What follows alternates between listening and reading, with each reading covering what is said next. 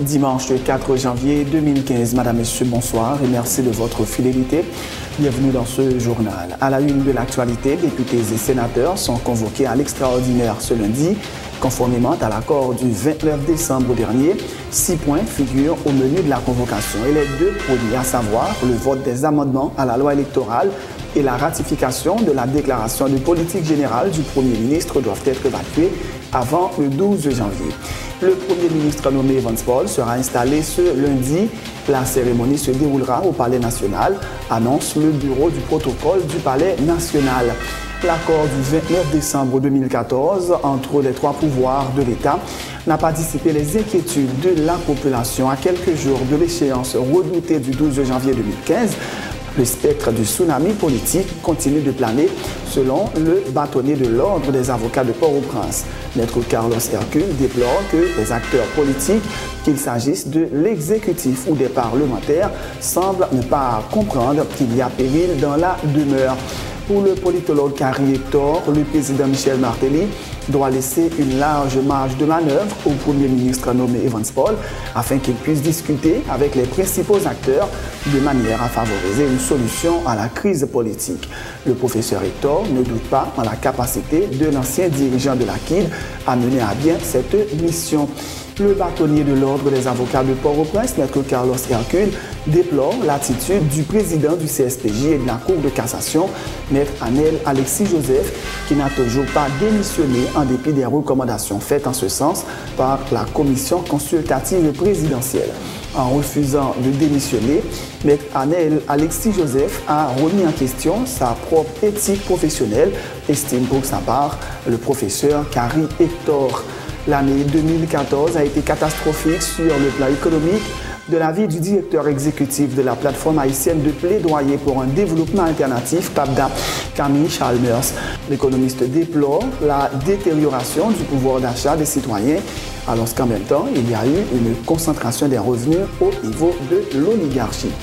Israël décide de geler l'équivalent de 120 millions de dollars versés à la Palestine pour les taxes prélevées en son nom. Une mesure de rétorsion suite à la décision de l'autorité palestinienne d'adhérer à la CPI pour y traduire les dirigeants israéliens qu'elle accuse de crimes de guerre. Pyongyang furieux après l'annonce des sanctions américaines suite au piratage du film L'interview qui tue qui lui est attribué et dénonce le refus de Washington de lancer une enquête conjointe. En sport, football, l'exploit du FC Valence qui a mis fin à la série de 22 victoires du Real Madrid ce dimanche en s'imposant 2-1 pour la reprise de la Liga. Basketball, pour la 17e fois de suite, San Antonio a battu Washington 101-92, la plus longue série en cours en NBA. Houston a écrasé Miami 115-79. Ces titres et bien d'autres seront développés juste après la pause.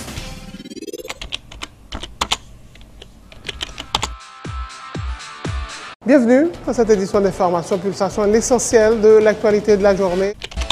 Merci de votre fidélité. Bienvenue dans ce premier numéro de Pulsation Week-end.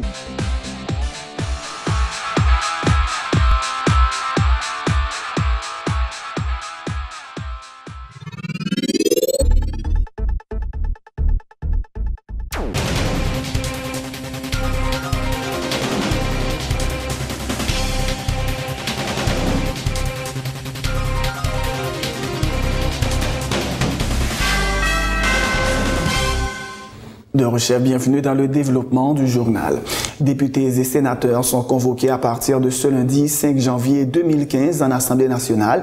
La session va débuter 2 jours après la date fixée par le chef de l'État en raison des fêtes de fin d'année.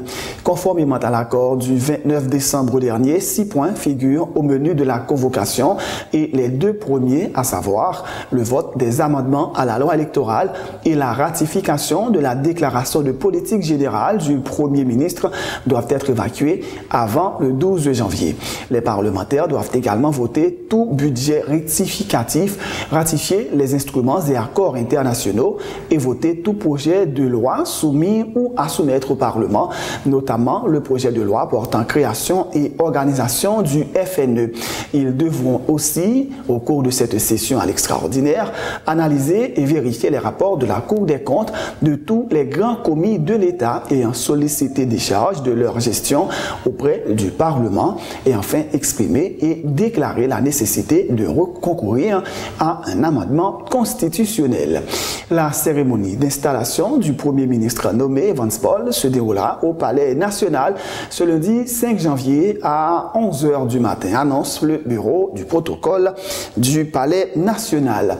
L'accord du 29 décembre 2014 entre les trois pouvoirs de l'État n'a pas dissipé les inquiétudes de la population. À quelques jours de l'échéance redoutée du 12 janvier 2015, le spectre du tsunami politique continue de planer, selon le bâtonnier de l'Ordre des avocats de Port-au-Prince.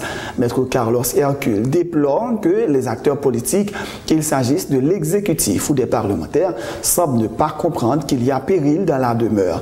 Pour lui, la convocation de l'Assemblée nationale à l'extraordinaire est loin d'être une garantie en soi. Maître Carlos Hercule, qui intervenait à Sans Détour avec Marie-Lucie Bonhomme, est contre l'idée qu'un seul pouvoir ait le contrôle de l'appareil étatique après le deuxième lundi de janvier. Jodia, avec accord 29 décembre, qui c'est un prolongement en quelque sorte de rapport de commission de consultation, est-ce que ça pourra le bail quelque chose?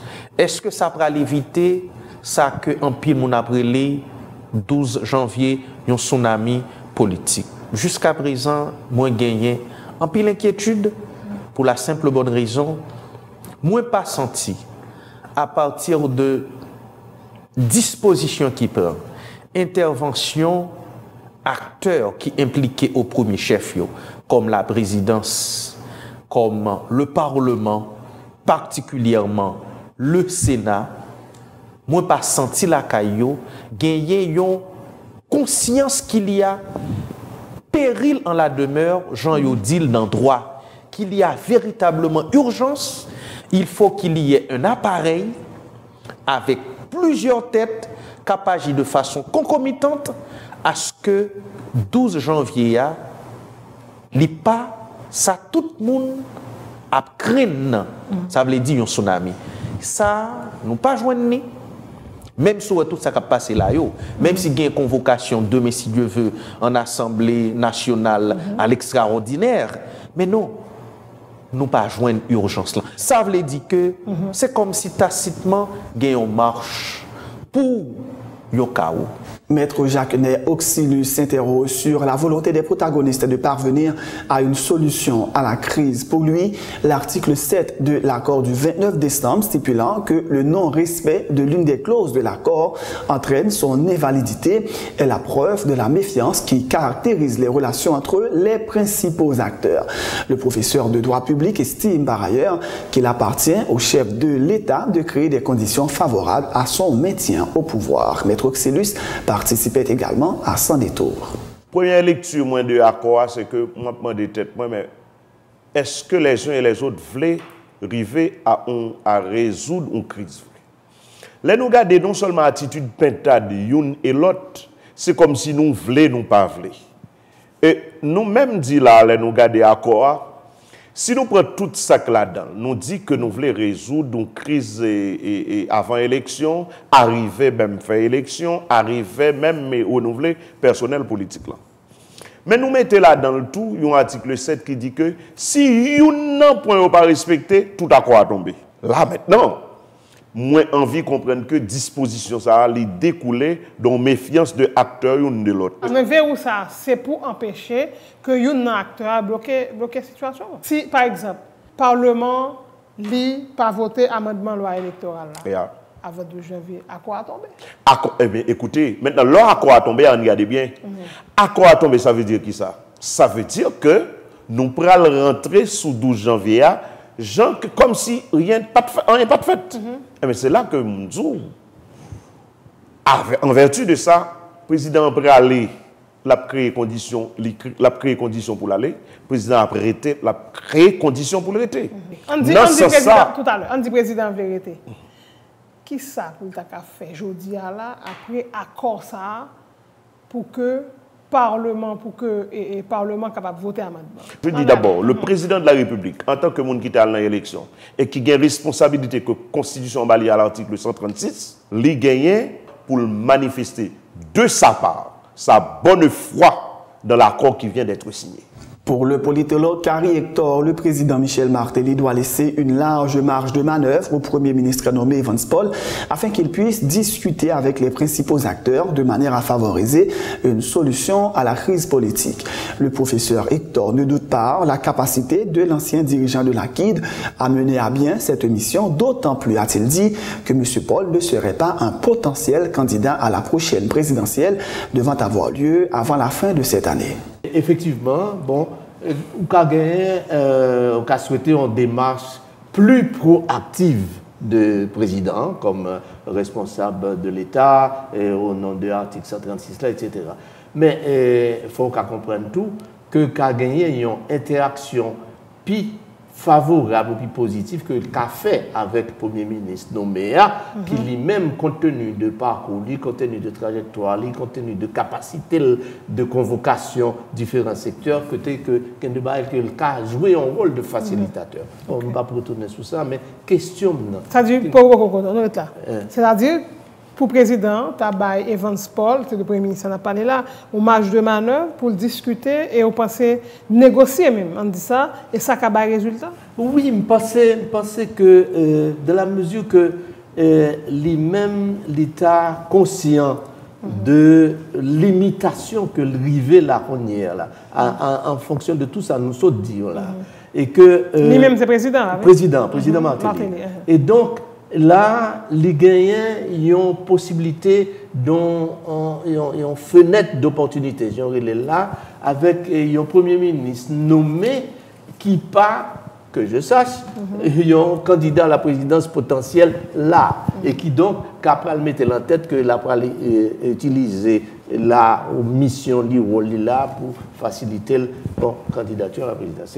Et donc, ce qui veut dire que je pense que gagner une synergie qui est capable de faire là entre le Premier ministre nommé et le président Martelly, Jean-Lié, qu'on y est là, pour faciliter vraiment problème pour mettre en application sa sécurité dans recommandations commission. Le bâtonnier de l'Ordre des avocats de Port-au-Prince, Maître Carlos Hercule, et le politologue Carrie Hector déplorent l'attitude du président du CSPJ et de la Cour de cassation, Maître Anel Alexis Joseph, qui n'a toujours pas démissionné en dépit des recommandations faites en ce sens par la commission consultative présidentielle. Il en appelle au leadership et aux obligations constitutionnelles des représentants des trois pouvoirs en vue de porter Maître Joseph à se retiré, rappelant qu'au moment de sa nomination, il avait largement dépassé l'âge requis par la loi sur la magistrature. En refusant de démissionner, Maître Anel Alexis Joseph a remis en question sa propre éthique professionnelle, estime pour sa part le professeur Carrie Hector. La Fédération des barreaux prend un communiqué pour lui demander force vivio, encourager le président Anel à d'abord faire valoir droit à pension, faire valoir droit à la retraite et demander liquidation de pension. Vous pensez vraiment que c'est ce problème ça qui fait, je dis à M. Alexis et Joseph Lipoco tout à l'heure, Lipoco va la démission? Qui problème? Non, on leur dit que comme si c'est une assurance pour aller. Non. Moi, je pense que le président Anel pas qu'on fait geste là, c'est parce que il pas trop comprendre le langage qui lui a été adressé. C'est ça, comprendre que le jeudi à la une commission présidentielle qui fait un rapport qui recommande départ. Ça veut dire un paquet de bagages. Ça veut dire que vous n'inspirez plus confiance à la population. Ça veut dire que le pouvoir judiciaire n'est pas marché parce que vous êtes encore à la tête de cette institution. Donc c'est raison ça qui fait que je dis à nous que l'est fondamental à ce que le président du CSPJ fasse le geste patriotique que nation attend dans elle, c'est pour être capable de redonner confiance à la justice. Probablement lui montrer que il n'est pas sensible à une sorte de morale politique ou même, on t'a dit, limiter en question propre éthique professionnelle. Est-ce que maintenant, Alexis Joseph, lui-même, il dit, moi, je suis un seul patron, et tout celle lui-même, juste en demandé pour me démissionner pour m'aller. Pour qui ça nous pas well comme ça? C'est ça me pas connaît. C'est ça me pas connaît. D'accord que yon moun stature président Anel Alexis, bon, li pas qu'à ou pas voulu perdre la face comme ça pour dire oui, me démissionner. Là, nous avons bien précis, à savoir que le président mettait en place une commission présidentielle qui fait des recommandations que le président acceptait, c'est-à-dire y compris la démission éventuelle. Donc, il faut déjà aller par rapport à ça à partir du moment. Il faut déjà aller, il faut déjà un moyen pour faire l'aller.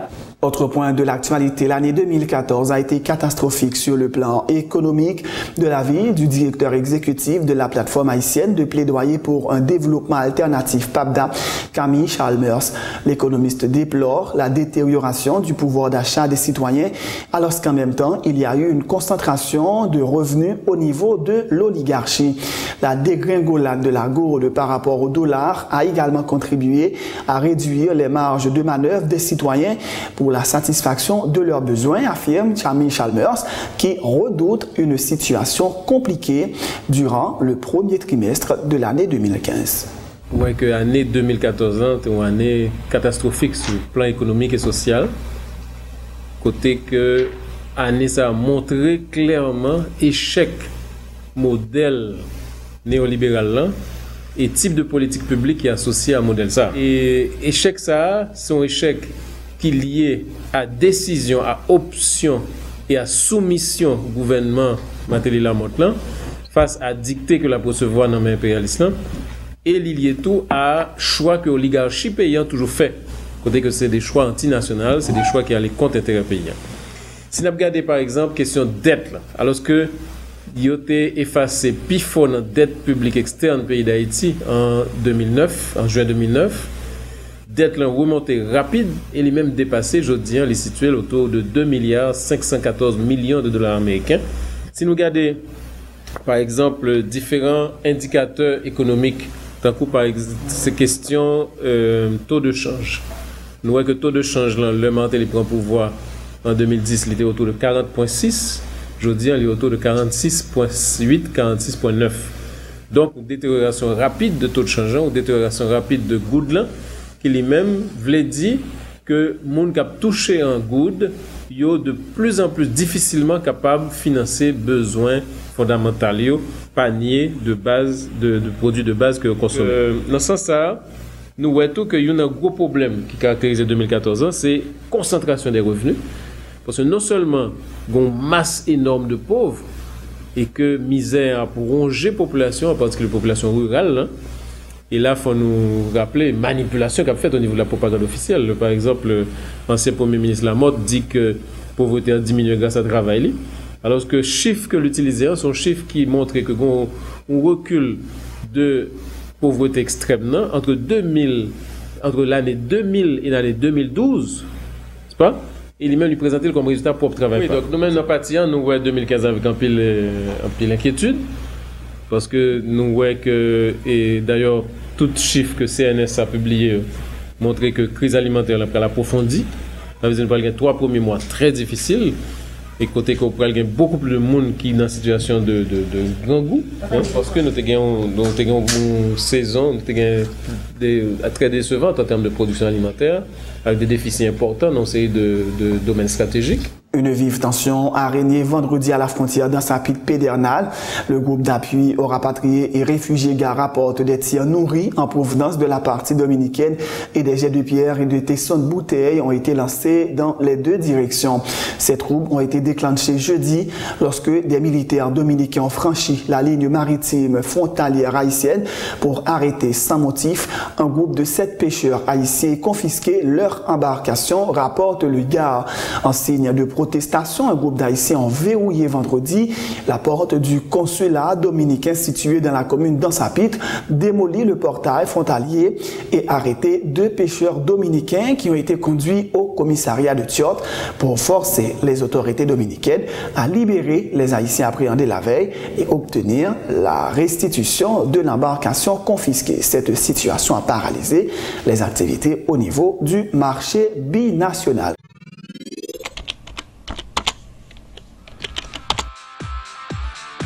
Bienvenue dans cette édition d'Information Pulsation, l'essentiel de l'actualité de la journée.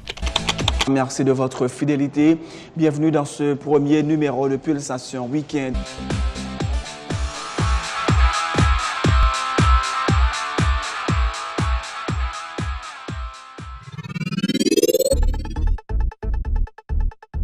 C'est la fin de ce journal, Madame, Messieurs, mais juste avant de vous laisser, voici un dernier rappel des titres.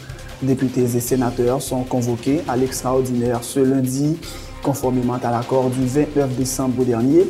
6 points figurent au menu de la convocation et les 2 premiers, à savoir le vote des amendements à la loi électorale et la ratification de la déclaration de politique générale du Premier ministre, doivent être évacués avant le 12 janvier. Le Premier ministre nommé Vance Paul sera installé ce lundi.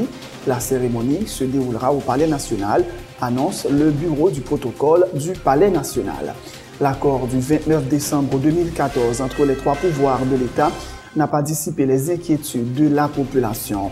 À quelques jours de l'échéance redoutée du 12 janvier 2015, le spectre du tsunami politique continue de planer, selon le bâtonnier de l'Ordre des avocats de Port-au-Prince.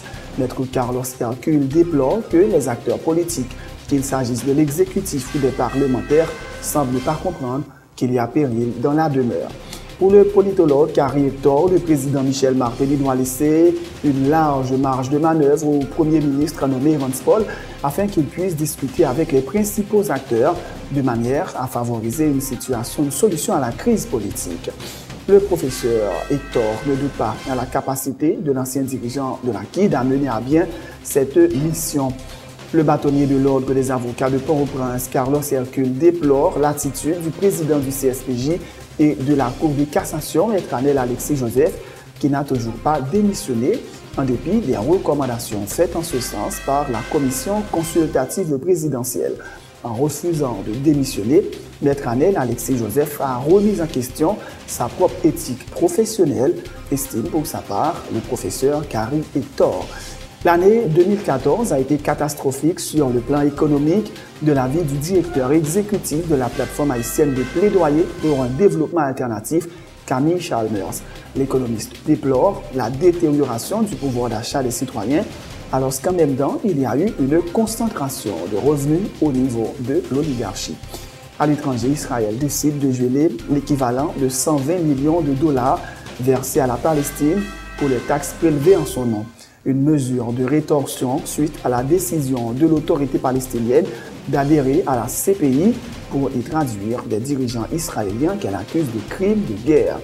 Pyongyang furieux après l'annonce des sanctions américaines suite au piratage du film L'interview qui tue, qui lui a attribué et dénonce le refus de Washington de lancer une enquête conjointe. Football, l'exploit du FC Valence qui a mis fin à la série de 22 victoires du Real Madrid ce dimanche en s'imposant 2-1 pour la reprise de la Liga. Basketball, pour la 17e fois de suite, San Antonio a battu Washington 101-92, la plus longue série en cours en NBA. Houston a écrasé Miami 115-79. C'est la fin de ce journal. Merci de l'avoir suivi. Bonne suite de programmes et surtout, bonne et heureuse année 2015 sur Télépluriel.